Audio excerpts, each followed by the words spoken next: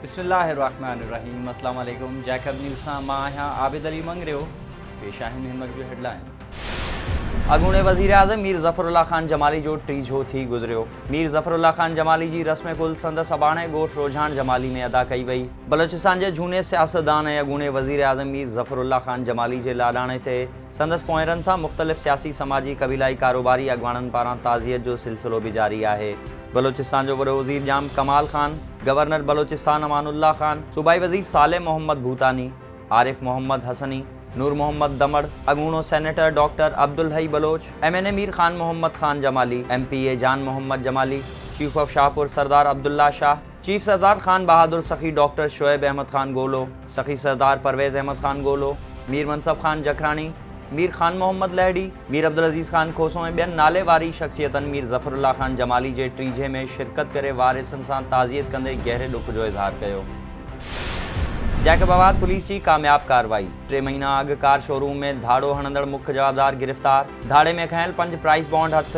Jacobabad police तर्जुमान पारां जारी कयल पधराई मूजिब SSP मोहम्मद तारिक नवाज़ पारां 3 महीना अॻु आदम खान पहवर रोड तां मदीना कार शोरूम में लॻंदड़ धाड़े जा जवाबदार गिरफ़्तार करण लाइ स्पेशल टीम जोड़ी हुई, जंहिं कार्रवाई कंदे रहीम यार खान वासी मुख्य जवाबदार मक़बूल अहमद जट खे गिरफ़्तार करे धाड़े में खयल 5 प्राइस बॉन्ड बि हथ करे वरिता आहिनि। जवाबदार खां वधीक पुछा ॻाछा बि जारी आहे। जैकबाबाद में पोहरे जो DSP सदर ख़िलाफ़ एहतजाज। प्रेस क्लब आॾो दांह ॾींदे रोई वेठो। जैकबाबाद जे पोहरे सलीम रिंद प्रेस क्लब आॾो DSP सदर मंज़ूर शाह ख़िलाफ़ दाहींदे चयो आहे त DSP सदर रोज़ानो तशद्दुद कंदो आहे, पघार बि पूरी नथो ॾे। 10,000 पघार जो चई 6,000 ॾिना विया आहिनि, जंहिंमां मुंहिंजे घर जो गुज़ारो नथो थी सघे। कमु करण खां जवाबु ॾियण ते हू मूंखे धमकियूं ॾेई रहियो आहे। हुन SSP जैकबाबाद खां मुतालबो कयो त नोटिस वठी मूं सां इंसाफ़ कयो वञे। जैकबाबाद में थैलिस्मा सेंटर गुज़िरियल 6 महीननि खां बंदि। 500 खां वधीक ॿारनि जूं हयातियूं दाव ते लॻल। सेंटर जी बहाली लाइ APC पारां एहतजाजी मुज़ाहिरो। Press club आॾो धरणो। 6 महीननि खां थैलिस्मा सेंटर बंदि हुअण ख़िलाफ़ जैकबाबाद, कश्मोर, कंदकोट, शिकारपुर ऐं बलोचिस्तान जे इलाइक़नि मां रत लॻाइण लाइ ईंदड़ 500 खां वधीक ॿारनि जूं हयातियूं ख़तरे में पइजी वयूं। थैलिस्मिया में वरितल मरीज़ ॿारनि जे पीयूष सरवर पयार दाहींदे चयो त गुज़िरियल 6 महीननि खां फंड न मिलण सबबि सेंटर बंदि आहे। हिकु गुरबत मथां सेंटर बंदि थी वञण सबबि ॿारनि खे रत लॻाइण लाइ सख़्तु परेशान आहियूं। थैलिस्मा सेंटर बंदि थियण ख़िलाफ़ ऑल पार्टीज़ कमेटी पारां शाबान अबड़ो, मुख़्तियार बलोच, शाह मुराद लाशारी, उबदार जाफ़री ऐं ॿियनि जी अॻवानी में एहतजाजी मुज़ाहिरो कयो वियो ऐं सेंटर खे फौरी तौरु खोलण जो मुतालबो कयो वियो। ॿी सूरत में थैलिस्मिया सेंटर लाइ तहरीक हलाइण जो ऐलान कयो वेंदो। जैकबाबाद में सोलंगी इतिहाद पारां 6 दिसंबर सकाफ़ती ॾियारे जे हवाले सां शहीद अल्लाह बख्श पार्क खां रमज़ान सोलंगी जी अॻवानी में जागरता रैली कढी वई। रैली में सोलंगी बिरादरी जे माण्हुनि वॾे अंग में शिरकत कई ऐं शहर जे मुख़्तलिफ़ मशहूर चौकनि समेत प्रेस क्लब आॾो सिंधी गीतनि ते झुमरियूं पाथियूं वयूं। टहर की वेझो पोहरे जो पीर ऑफ भरचूंडी मियाँ अब्दुल ख़ालिक ख़िलाफ़ एहतजाज। ज़मीन ते कब्ज़े जो इल्ज़ाम। ॻोठ किरड़वासी पोहरेतन इस्लाम दीन सदर दीन ॿियनि एहतजाज कंदे दाहियो आहे त बाअसर भरचूंडी पीर मियाँ अब्दुल ख़ालिक पारां असांजी ज़मीन ते कब्ज़ो करण ख़ातिर क़ाबिल समेजो, करीमदाद, अकबर समेजो ऐं ॿियनि खे मोकिले हारिन ऐं ट्रैक्टर ड्राइवर खे धमकियूं ॾियारियूं वयूं ऐं असांखे कणिक जी पोखाई बि नथी करण ॾिनी वञे। पुलिस वटि फ़रियाद बावजूदि को असांजी मदद करण लाइ तयारु न आहे। SSP घोटकी, DC घोटकी ऐं ॿियनि वस वारनि खे अपील आहे त असांजी बासरनि मां जान छॾाई वञे। घारो में ज़मींदार अजमल इक़बाल ऐं ज़फ़र इक़बाल पंहिंजे वकील शेख जावेद सां प्रेस कॉन्फ्रेंस कंदे चयो आहे त 16 एकड़ ज़मीन मां 4 एकड़ ज़मीन ते रहीमुल्ला पठान कब्ज़ो करे ज़मीन ते मुंहुं जे अचण वञण ते पाबंदी लॻाए छॾी आहे। 2005 में अल्लाह बख्श खां ज़मीन ख़रीद कई हुई, जंहिंजा समूरा काग़ज़ ऐं कब्ज़ो मुंहुं जे हवाले कयो वियो। SSP खे अपील आहे त कूड़ा काग़ज़ ठाराए ज़मीन ते कब्ज़ो कंदड़ ख़िलाफ़ कार्रवाई करे मुंहुं सां इंसाफ़ कयो वञे।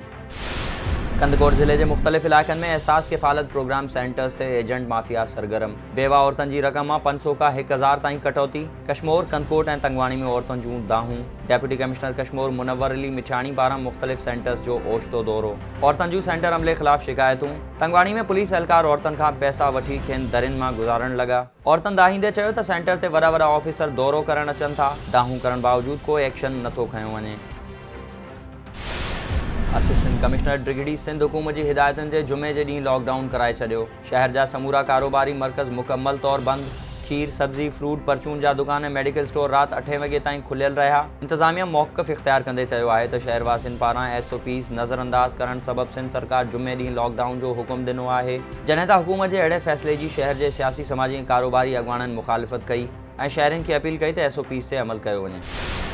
मसू बुरगड़ी लग टंडो सईद खान स्टॉप वट रिक्शा ऐं मोटरसाइकिल में टक्कर, 2 ॼणा ज़ख़्मी, सिविल अस्पताल हैदराबाद मुंतकिल। ज़ख़्मियुनि में मोटरसाइकिल सवार शाहनवाज शेख ऐं नाइक शामिल आहिनि। वाक़े बाद रिक्शा ड्राइवर फरार। खैरपुर में कोरोना SOP से अमल करण लाइ डेप्यूटी कमिश्नर पारां जुमा नमाज़ बाद कारोबार बंद करण जो नोटिफिकेशन जारी कयो वियो। शहरनि DC जा हुकुम हवा में उॾारे छॾिया। कारोबारी मर्कज़ खुलियल रहिया ऐं शहरनि बि SOP ते अमल न कयो।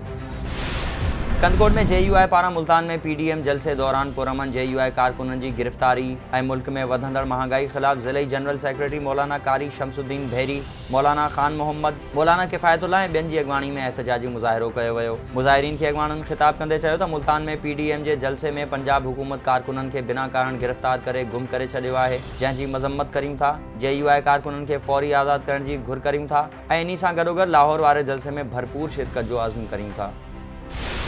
सिंधी मीडिया तरफ़ां ऐलानियल सकाफ़ती दिहाड़े जे हवाले सां भिरिया रोड में हिकु जागरता रैली वसीम राजपर, दानियाल रज़ा शेख, मजीद कीरियो, ज़ैद कीरियो ऐं ॿियनि जी अॻवानी में कढी वई। रैली में शरीक नौजवाननि क़ौमी गीतनि ते झुमरियूं पातियूं ऐं मेणबत्तियूं ॿारे सिंध खे भेटा पेश कई। सोबतपुर में मुतहदा सियासी ओपोज़िशन जमातनि पारां करप्शन, बदअमनी ऐं पुलिस गर्दी ख़िलाफ़ गॾियल जलसो कोठायो वियो, जंहिंमें peoples party, national party, PTI ऐं फंक्शनल लीग जे वर्कर्स वॾे अंग में शिरकत कई। जलसे में पीपल्स पार्टी जे सूबाई अॻवान मीर अहमद नवाज़ खान खोसो, नेशनल पार्टी जे मीर दौरान खान खोसो, PTI जे हाजी निसार अहमद, फंक्शनल लीग जे हबीबुल्ला खोसो, पटफीडर बचायो तहरीक जे नसीबुल्ला खान, खावंद बख्श खान खोसो ऐं ॿियनि ख़िताब कंदे चयो त सोबतपुर में करप्शन जी बाज़ार लॻल आहे। तरक़ियाती कमनि जो को नालो निशान न आहे, सिर्फ़ कागज़ी कार्रवाई में कम थियल आहिनि। जॾहिं त पुलिस कूड़ा केस दाख़िल करे शरीफ़ शहरियुनि खे धमकाए रही आहे। सोबतपुर वासियुनि जा मसइला हल न थिया त तहरीक हलाई वेंदी। माण्हू खंबे गुम करण ख़िलाफ़ सूमरा बिरादरी जो कश्मोर पुलिस ख़िलाफ़ एहतजाज। पुलिस ख़िलाफ़ आमिर सूमरो, उस्ताद अला रखियो, वली मोहम्मद ऐं ॿियनि एहतजाज कंदे दाहियो आहे त पुलिस बिना के कारण नौजवान खणी गुम कया आहिनि ऐं मञण लाइ तयार बि न आहे। पुलिस जी वॾी नफ़री DSP जी निगरानी में काह करे असांजे कैडेट कॉलेज जे नौजवान ऐं संदसि वालिद खे मस्जिद मां गिरफ़्तार कयो। जेकॾहिं संदनि मथां को केस दाख़िल आहे त ज़ाहिर कयो वञे। हुननि IG सिंध खां पुलिस गर्दी ख़िलाफ़ नोटिस वठण जी अपील कई आहे। कंदकोट लगोट मोहम्मद कासिम बंगवार में ज़मीन जे तकरार तां ॻोल्हा ऐं बंगवार बिरादरी जी ॿिनि धुरनि में झेड़ो। लठियूं ऐं कुहाड़ियूं लॻण सबबि ॿिन्ही धुरनि जा 8 ॼणा ज़ख़्मी थी पिया आहिनि, जिन खे सिविल अस्पताल कंदकोट आंदो वियो, जिन मां ॿिनि जी हालत ॻणती जोगी ॿुधाई पई वञे।